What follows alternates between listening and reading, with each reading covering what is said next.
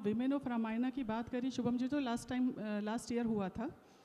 वो किताब बेसिकली रामायणा की उन हिडन फीमेल कैरेक्टर्स के बारे में है जिनके बारे में हम बात बहुत कम करते हैं। तो वो रामायणा महापुराण है, उन कैरेक्टर्स के बारे में तो खैर सभी जानते हैं, लेकिन मैंने जिस हिसाब से उसे पढ़ने का कोशिश किया वो feminism perspective point of view से था, जो आजकल की जनरेशन के साथ कोरिलेट करके अगर हम बात करें, लिखा जाए, कहा जाए तो बेहतर होगा।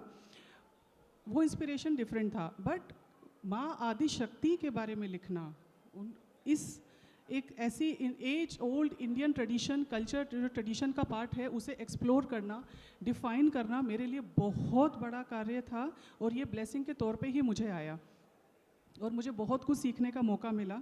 कामाख्या देवी टेम्पल से जो सीखा क्या, जो ब्लेसिंग्स ली, आशीर्वाद लिया, वो आगे से आगे बढ़ता गया। और अभी भी मुझे लगता है इसमें मैं कुछ बहुत छोटा सा पार्ट ही इसमें लिख पाई हूँ।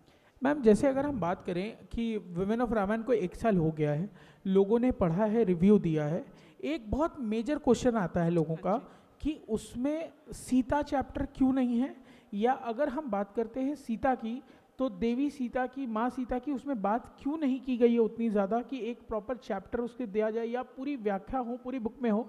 क्यों ऐसा रीज़न था कि आपने नहीं चुना उस चैप्टर को? शुभम जी, इस सवाल पे मैं आपसे एक सवाल पूछ सकती हूँ? पूछिए ना मैम, प्लीज़। आपने देवी सीता के बारे में सुना है? हाँ मैम, सुना है। कब से सुना है? मैम, जब से समझना सीखा है तब से सुना है। हाँ जी, बिल्कुल।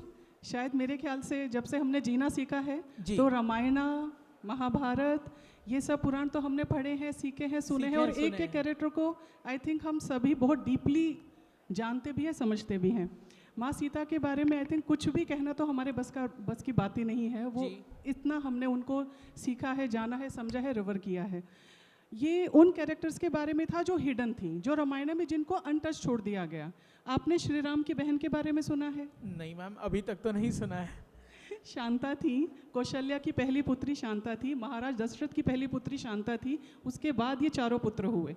ओके जी। और अगर थोड़ा सा डिफरेंट अगर मैं जाऊं तो मैं ये कह सकती हूँ, रामायण का अगर कैप्शन लिखा जाए कभी, if maybe I am wrong, तो हम ये कह सकते हैं it's a revenge story of Surpanakha.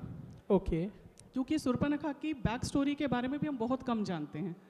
Kaikeyi के अपने जो इतने शेड्स ऑफ कैरेक्टर थे, उनके इतने शेड्स थे वहाँ पर, उसके बारे में भी हम बहुत कम जानते हैं। मंथरा कौन थी, कहाँ से आई थी, कैसे उनके साथ अटैच हुई, वो भी हम बहुत कम जानते हैं। तो इसलिए वो कैरेक्टर्स मैंने लिए जिनके बारे में एक्चुअली न्यू जनरेशन कम जानती है। बस छोटी सी